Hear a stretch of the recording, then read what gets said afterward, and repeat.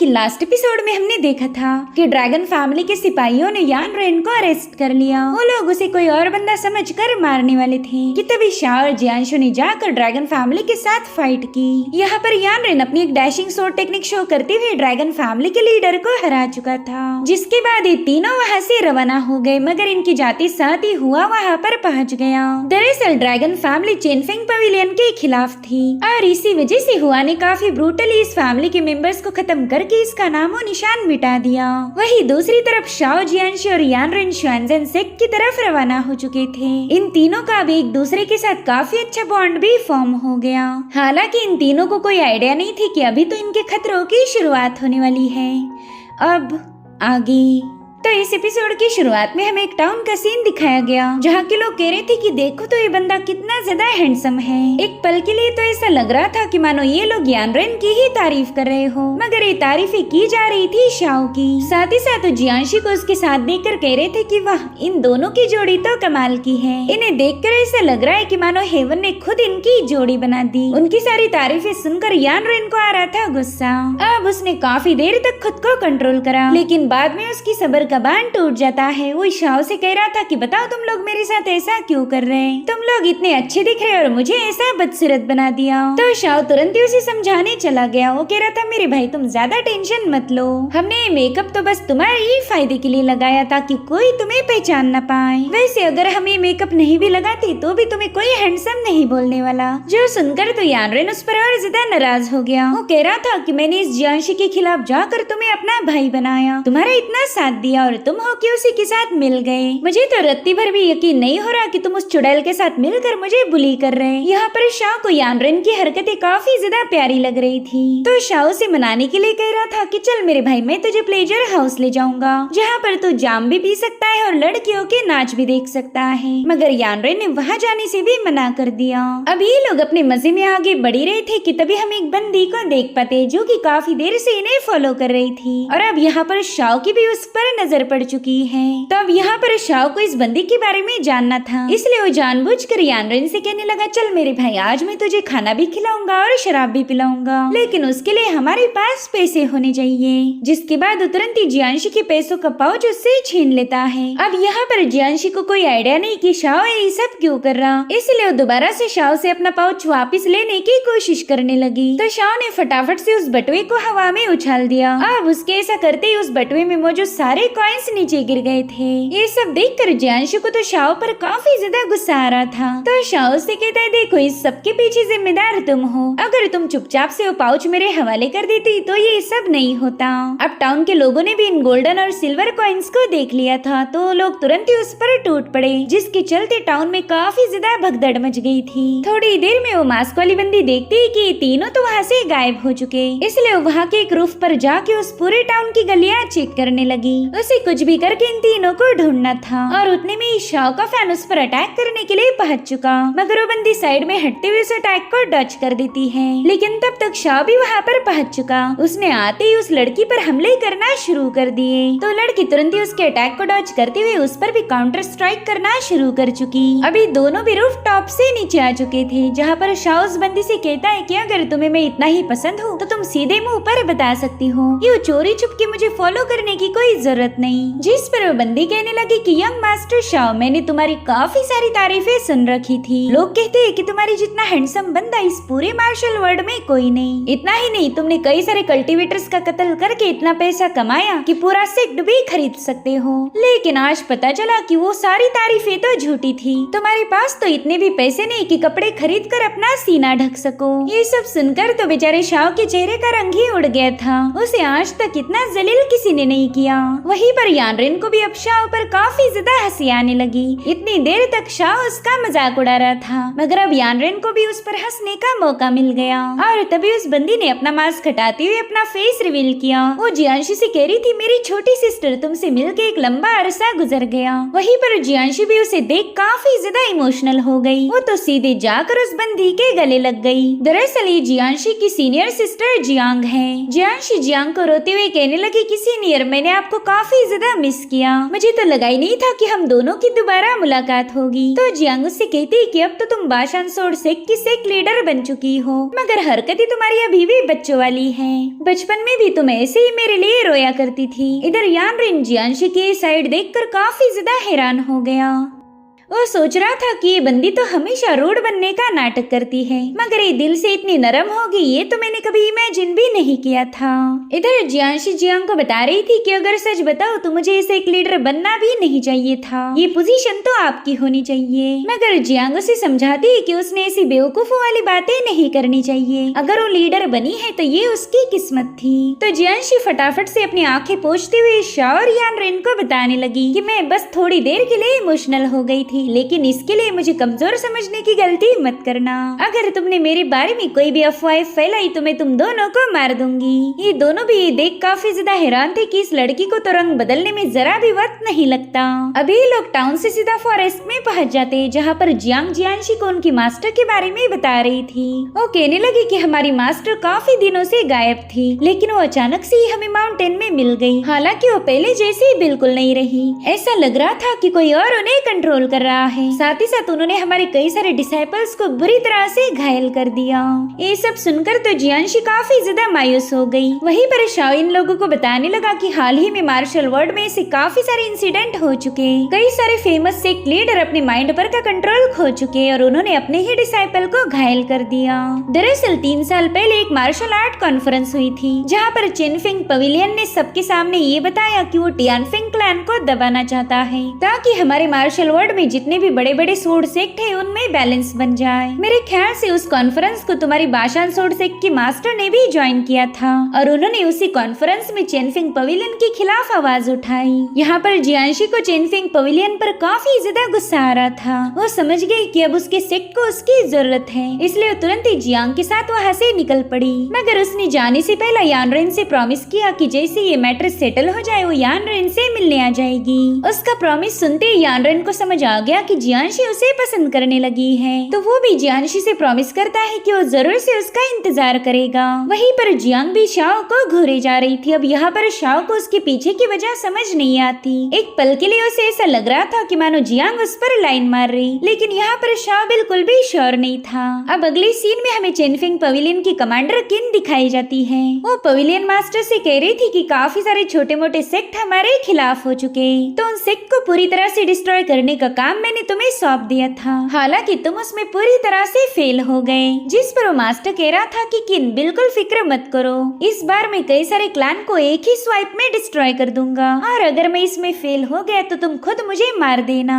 तो कमांडर किन ने भी उसकी बात मान ली। वो कह रही थी कि मैं तुम्हें एक आखिरी मौका देती हूँ, इस बार तुम्हें उन सभी फैक्शंस को निपटा देना है जो कि हमारे चेनफिंग पवेलियन के खिलाफ जाए। अब हमें सीधे 3 दिनों बाद की कहानी दिखाई जाती है, जहाँ पर शाओ और यानरिन जंगल से गुजर रहे थे कि तभी उन्हें महसूस हुआ कि कोई उन्हें फॉलो कर रहा है। तो शाओ उस बंदे को तुरंत ही सामने आने का हुक्म देता है और उसके कहते साथ ही उन पर एक तलवार से हमला हो गया। और अब थोड़ी देर बाद उनके सामने कई सारी फीमेल कल्टीवेटर्स पहुंच गई। शाओ उनसे कहता है, लेडीज तुम 3 दिनों से हमें फॉलो कर रही हो, इसके पीछे 2 वजह हो सकती है। पहली तो ये कि तुम लोग हमारे साथ वक्त बिताना चाहती हो, और दूसरी ये कि तुम हमें मारना चाहती हो। मेरे ख्याल से पहला ऑप्शन ज्यादा सही रहेगा, क्यों ना हम सब मिलकर जंगल में मंगल करें। ये सुनते वो लड़कियां सीधे उस पर हमला करने के लिए रवाना हो गई। अब उन लड़कियों की सोड अटैक को रोकने के लिए यानरिन ने भी अपनी सोड बाहर निकाल ली थी। यानरिन उन लड़कियों का मुकाबला करते हुए शाओ से कह रहा था कि मेरे ख्याल से ये चेनफिंग पवेलियन की भेजी हुई डिसाइपल्स हैं, लेकिन जहाँ तक मुझे पता है चेनफिंग पवेलियन के लोग हमेशा स्पिरिचुअल ब्रश का यूज करते हैं। वो लोग कभी भी तलवार का इस्तेमाल नहीं करते और ना ही कभी मास्क पहनते हैं। जिस पर शाओ कह रहा था कि तलवार का तो मुझे नहीं पता, लेकिन हाँ मैं इतना तो जानता हूँ कि इन लड़कियों ने मास्क क्यों पहना है। दरअसल ये अपने खूबसूरत चेहरे नकाब के पीछे छुपाकर हमारे दिल की धड़कनें बढ़ाना चाहती है। जिस पर यानरिन एक बंदी के अटैक को काउंटर करते हुए कहने लगा कि मेरे भाई तुम पूरी तरह से गलत हो, मुझे तो बिल्कुल नहीं लगता कि ये लड़कियां खूबसूरत होंगी। मेरे ख्याल से ये बस अपनी गंदी शक्लें हमसे छुपा रही है। जो सुनकर तो उस बंदी को यानरिन पर और ज्यादा गुस्सा आने लगा। यहाँ पर यानरिन काफी तेजी से पीछे पुश होते हुए अपनी सोड से उस बंदी के अटैक को रोक लेता है। हालांकि तब तक सामने से उस पर हमला हो गया। अब यानरेन के पास दूसरी स्वॉर्ड थी ही नहीं, लेकिन तभी शाओ अपने फैन से उस अटैक को रोक लेता है। तो इस तरह से ये दोनों मिलकर इन लड़कियों की सारे अटैक को डिस्ट्रॉय कर चुके। यहाँ पर शाओ यानरेन को बता रहा था कि मेरे ख्याल से ये सभी लड़कियां बाशान स्वॉर्ड सेक्ट से बिलोंग करती हैं। मैं उसी सेक्ट की बात कर रहा हूँ जिसकी सेक्ट लीडर जियांशी है। अब ये सुनकर यानरेन काफी ज्यादा शॉक हो गया। वहीं पर वो बंदी कह रही थी कि हमें तुम दोनों को खत्म करने का मिशन मिला है और हमारी खासियत ये है कि हम कभी अपने मिशन में फेल नहीं होते, इसलिए चलो फटाफट से तुम दोनों भी मरने के लिए तैयार हो जाओ। और अब यहाँ पर वो सारी लड़कियां मिलकर इन चारों ओर से घेर लेती है। साथ ही साथ उन्होंने उनके बाशान स्वॉर्ड सेक्ट का एक यूनिक फॉर्मेशन सेटअप करना शुरू कर दिया, जिसमें दोनों पूरी तरह से ट्रैप हो जाते हैं और अब इन पर मुसलसल तलवारों से हमले होना शुरू हो गए। तो यानरेन और शाओ अपनी पूरी ताकत लगाते हुए इन लड़कियों की स्वॉर्ड अटैक को डिस्ट्रॉय करने लगे। अगर ये दोनों जरा भी कमजोर पड़ जाए तो ये तलवारों की बारिश उन्हें बुरी तरह से घायल कर सकती थी, इसलिए इन दोनों ने मिलकर अपनी डिवाइन पावर को रिलीज करते हुए उस फॉर्मेशन को ही ब्रेक कर दिया, जिसके चलते इन पर होने वाले तलवारों के अटैक रुक गए थे। हालांकि फॉर्मेशन ब्रेक होते साथ ही उन लड़कियों ने दोबारा से इन पर अटैक करना शुरू कर दिए। तो ये दोनों भाई मिलकर बड़ी ही तेजी के साथ उन लड़कियों की स्वॉर्ड अटैक को डिस्ट्रॉय करने लगे। मीनवाइल शाओ यानरेन को बता रहा था कि बाशान स्वॉर्ड सेक्ट अपने फॉर्मेशंस के लिए फेमस है। साथ ही साथ इनकी स्वान स्वॉर्ड टेक्निक का इस दुनिया में कोई मुकाबला नहीं कर सकता। तो यानरेन उससे कहता है, बड़े भाई मुझे तो एक बात समझ नहीं आ रही, हमने इस बाशान स्वॉर्ड सेक्ट का क्या बिगाड़ा जो इतने सारे लोग हमें मारने यहाँ पहुँच गए। इनकी सेक्ट लीडर तो हमारी दोस्त थी, फिर उसने हमारे साथ ऐसा क्यों किया? कहीं उसकी दोस्ती बस दिखावा तो नहीं थी? यहाँ पर अब यानरेन को इन लोगों पर काफी ज्यादा गुस्सा आ रहा था। वो कह रहा था कि चाहे कुछ भी हो जाए जियांशी हमें धोखा नहीं दे सकती। मैंने उसके साथ काफी सारा वक्त बिताया है और इतना तो मैं समझ चुका हूँ कि वो कोई गद्दार नहीं। उसके पास हमें मारने के कई सारे मौके थे, लेकिन उसने हमेशा मुझे प्रोटेक्ट किया है। जिस पर शाओ कह रहा था, हाँ मेरे भाई मुझे भी जियांशी पर पूरा यकीन है, वो हम दोनों के साथ ऐसा कभी नहीं करेगी। अगर सच बताओ तो जियांशी जैसी इनोसेंट और प्योर हार्ट की सेक्ट लीडर मैंने आज तक नहीं देखी थी। वो हमें क्या बल्कि किसी भी बेगुनाह को बेवजह हर्ट नहीं करेगी। साथ ही साथ शाओ ने यहाँ पर अपनी पावरफुल एनर्जी रिलीज करते हुए इन सभी लोगों को पीछे पुश कर दिया था। वो यानरेन को बताता है कि मुझे जियांशी पर नहीं बल्कि उसकी दोस्त जियांग पर यकीन नहीं हो रहा। और उतने में ही यानरेन को जियांग का वो मिस्टीरियस लुक याद आता है और अब ये दोनों भी समझ गए थे कि इन अटैक के पीछे जियांग का ही हाथ है। साथ ही साथ उन्हें ये भी रियलाइज हो गया कि जियांशी उसके साथ गई, यानी कि उसकी जान भी खतरे में होगी। यहाँ पर बेचारी जियांशी को कोई खबर नहीं थी कि जिस पर भरोसा करके वो यानरेन को छोड़ के आई थी वो बंदी ही उसे धोखा देने वाली। वही दूसरी तरफ यानरेन भी जियांशी के लिए काफी ज्यादा पैनिक हो गया। वो अपनी पावर्स को एक्टिवेट करते हुए शाओ से कह रहा था कि हमने जल्दी से उसे बचाने के लिए जाना चाहिए, वरना तो धोखेबाज जियांग उसे खत्म कर देगी। और अब यानरेन ने इन कल्टीवेटर्स पर अपने पावरफुल स्लैशेस रिलीज करना शुरू कर दिए। जो बंदी इन सभी लड़कियों को ऑर्डर दे रही थी यानरेन ने तो उसी पर ही निशाना साधा। वो उस पर काफी सारे पावरफुल स्ट्राइक रिलीज कर रहा था, जिसे वो बंदी बड़ी ही तेजी के साथ डॉज करने लगी। दरअसल बाशान स्वॉर्ड सेक्ट अपनी तलवारबाजी के लिए फेमस था, तो यानरेन इस बंदी को इतनी आसानी से हरा नहीं पाएगा। मगर फिर भी यानरेन उस पर मुसलसल हमले करते हुए उस पर एक स्लैश अटैक रिलीज कर उसे काफी पीछे पटक चुका। यहाँ पर वो बंदी यानरेन की वजह से बुरी तरह से घायल हो गई थी। अब इससे पहले कि यानरेन उसका काम तमाम कर पाए उसकी दो चमचियां वहाँ पर आ जाती हैं और ये देखकर यानरेन को काफी ज्यादा गुस्सा आ रहा था। वो अपनी डिवाइन मार्शल आर्ट टेक्निक को एक्टिवेट करते हुए कह रहा था कि मुझे जियांशी को बचाने जाना होगा और तुम में से कोई मुझे रोक नहीं सकता। इनफैक्ट वो लड़कियां भी यानरेन की इस मूव को देखकर काफी ज्यादा शॉक हो गई और डर के मारे कहने लगी कि इस बंदे के पास तो एक डीमन पोजीशन वाली ब्लेड है, अगर इसने अपना कंट्रोल खो दिया तो ये हम सभी को यहीं पर निपटा देगा। और अब यानरेन ने उन लड़कियों पर अटैक करना शुरू कर दिए थे। हालांकि वो सभी लड़कियां शाओ को छोड़कर सीधा यानरेन पर ही भिड़ गई। ये सब देखकर यानरेन वहाँ पर अपनी एनर्जी का एक पावरफुल टोर्नेडो क्रिएट कर देता है, जिससे वो लड़कियां घायल होकर पीछे पुश होने लगी। अब यानरेन जैसे ही थोड़ा सा शांत हुआ उन लड़कियों ने तुरंत ही वहाँ पर एक एरी को फॉर्म करना शुरू कर दिया। उन्हें कुछ भी करके यानरेन को खत्म करना था। वो सभी लोग अपनी सोर्ची पावर का यूज करते हुए यानरेन पर मुसलसल हमले करने लगी, जिसके चलते यानरेन की बॉडी पर काफी सारे कट्स लग गए थे। वहीं दूसरी तरफ जियांशी एक जगह पर रुक गई थी, उसे यानरेन को छोड़कर जाने का बिल्कुल भी मन नहीं करता। वहीं पर जियांग भी ये बात समझ गई कि जियांशी यानरेन को मिस कर रही है, तो जियांशी से कहने लगी कि तुम हमारे सेक्ट की लीडर हो, तुम्हारा फर्ज है अपने सेक्ट की हिफाजत करना। करना, जैसे ही हम अपने सेक को प्रोटेक्ट कर ले हम उस बंदे को ढूंढने वापिस आएंगे। वही दूसरी तरफ यानरेन उन सोर्ची अटैक की वजह से बुरी तरह से घायल हो गया था, लेकिन वो चिल्ला चिल्ला कर कहने लगा कि मुझे उसे बचाने जाना ही होगा। यहाँ पर उसकी बॉडी से इतनी स्ट्रॉन्ग ऑरा रिलीज हो रही थी कि जिसे देखकर शाओ के भी होश उड़ गए। वो कहने लगा कि ये बंदा जियांशी को लेकर इतना ज्यादा परेशान है कि इसने अपने माइंड पर का कंट्रोल ही खो दिया। अगर अभी इसे रोका नहीं गया तो इसकी किंग हे सोड इसकी बॉडी पर कब्जा कर लेगी, फिर यानरेन दोबारा कभी नॉर्मल नहीं हो सकता। मुझे कुछ भी करके यानरेन को रोकना ही होगा। और उतने में यानरेन की बॉडी से एक इमॉर्टल मार्शल स्पिरिट बाहर आ गया, जिसकी सूंड पर उस ईवल ऑरा ने पूरी तरह से कब्जा कर लिया है। यहाँ पर शाओ अपने दोस्त को बचाना चाहता था, इसलिए वो खुद की फिक्र ना करते हुए सीधे यानरेन की तरफ भागने लगा। मगर यहाँ पर फिलहाल यानरेन का दिमाग उसकी बिल्कुल भी कंट्रोल में नहीं था। उसे लगता है कि शाओ भी उसे रोकना चाह रहा, जिसके चलते यानरेन ने गुस्से में आकर शाओ पर एक जोरदार हमला कर दिया। शाओ उसके एक ही स्ट्राइक में बुरी तरह से घायल होकर काफी पीछे जाकर पटक गया था। साथ ही साथ शाओ देखता है कि अब यानरेन की ब्लेड पूरी तरह से उस पर हावी हो चुकी, लेकिन वो चाहकर भी अपने दोस्त की मदद नहीं कर सकता था। वहीं दूसरी तरफ जियांशी को भी ऐसा महसूस हो रहा था कि यानरेन की जान खतरे में है, लेकिन वो अपना कंसर्न जियांग के साथ शेयर नहीं करती। वहीं दूसरी तरफ यानरेन डिमोनिक आवाज में कह रहा था कि मुझे कुछ भी करके उसे बचाना होगा, तुम में से कोई मुझे रोक नहीं सकता। यानरेन का एटीट्यूड देखकर ही पता चल जाता है कि ये बंदा जियांशी को कितना ज्यादा पसंद करता।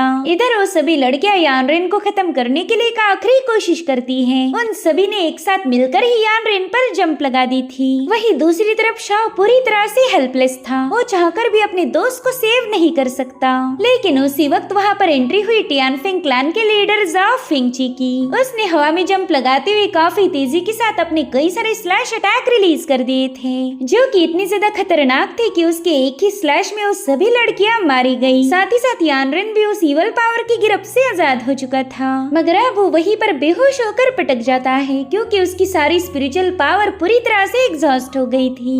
वहीं पर जाओ फिंगची ने तुरंत ही आकर उसे उठा लिया। वो यानरेन को अपने साथ ले जाने ही वाला था कि तभी शाओ उसका रास्ता रोकता है। उससे कहता है, बड़े भाई क्या आप मुझे बताने की तकलीफ करोगे कि आप मेरे दोस्त को कहाँ ले जा रहे हो? जिस पर जाओ फिंगची कहता है कि मुझे नहीं लगता तुमने मुझसे ये सवाल पूछना चाहिए। तो शाओ कह रहा था कि मेरे ख्याल से आप मेरे दोस्त से वो लेटर हासिल करना चाहते हो, जिसके पीछे जेनफिंग पवेलियन के लोग भी पड़े हुए हैं। हालांकि जाओ फिंगची अभी भी उसे जवाब देने के मूड में बिल्कुल नहीं था। वो कहता है, शाओ तुम्हें जो सोचना है वो सोच सकते हो, ये बंदा मेरे साथ जाएगा और तुम मुझे रोक नहीं सकते। उसका एटीट्यूड देखकर शाओ को काफी ज्यादा गुस्सा आ गया। वो तुरंत ही अपना स्पिरिचुअल ब्रश उस पर पॉइंट कर देता है। जो देख जाओ फिंगची कह रहा था कि ये बात तुम अच्छे से जानते हो कि तुम्हारी और मेरी कल्टीवेशन में जमीन आसमान का फर्क है, तो तुम चाहे कितनी भी कोशिश क्यों ना कर लो मेरे खिलाफ जीत नहीं सकते। हालांकि शाओ को बस यानरेन को बचाना था, इसलिए उसने तुरंत ही जाओ फिंगची पर अटैक कर दिया। मगर जाओ फिंगची उसके अटैक को डॉज करते हुए शाओ को काफी पीछे पुश कर देते हैं। साथ ही साथ वो शाओ को बताता है कि मेरा यकीन करो मैं तुम्हें हर्ट नहीं करना चाहता, इसलिए तुम मेरे रास्ते में ना आओ तो तुम्हारे लिए बेहतर होगा। जिस पर शाओ कहता है कि अगर आप मेरे दोस्त यानरेन को यहीं पर छोड़ दो तो मैं भी आपके रास्ते में नहीं आऊंगा। और अब शाओ अपना पावरफुल अटैक करने के लिए सीधे उसकी तरफ रवाना हो गया, मगर जाओ फिंगची ने हवा में फ्लोट करते हुए शाओ के अटैक को डॉज कर दिया। यहाँ पर जाओ फिंगची शाओ को बिल्कुल हर्ट नहीं करना चाहता था, इसलिए वो सिर्फ पीछे हटते हुए शाओ के हमलों को डॉज करने लगा।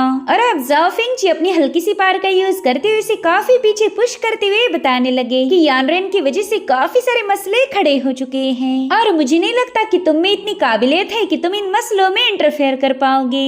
इसलिए अब मेरे पास एक ही ऑप्शन है, तुम्हें नॉकआउट करके इस बंदे को यहाँ से ले जाना। जिसके बाद वो भी शाओ पर हमले करने के लिए आगे बढ़ते हैं। उनके मुसलसल पंचेस की वजह से शाओ बुरी तरह से घायल होकर पीछे पुश हो गया, मगर उसने अभी तक हार नहीं मानी थी। उसने जाओ फिंगची पर अपनी स्पिरिचुअल ब्रश की बहुत ही खतरनाक एनर्जी से अटैक कर दिया था, जिसे वो बंदा अपनी ब्लेड की मदद से डिस्ट्रॉय कर देता है। और इस ब्लो में शाओ बुरी तरह से घायल होकर वहीं पर बेहोश हो गया। जिसके बाद जाओ फिंगची यानरेन को उठाकर वहाँ से ही चला जाता है। अब सीन शिफ्ट होकर हमें कमांडर किन दिखाई गई, जो कि पवेलियन मास्टर से कह रही थी कि जाओ फिंगची यानरेन को लेकर हमारी सिटी की तरफ आने लगा है, तो क्यों ना इसी मौके का फायदा उठाकर तुम उन दोनों को खत्म कर दो। बस उन्हें मारने के बाद यानरेन से वो लेटर हासिल कर लेना, इस तरह से तुम्हारा मिशन पूरा हो जाएगा। जिस पर वो मास्टर कहने लगा कि आप बिल्कुल फिक्र मत कीजिए, इस बार वो दोनों मेरी चुंगल से बच नहीं सकते। और इसी के साथ एपिसोड यहीं पर एंड हो जाता है। Thank you so much for watching, bye bye, take care.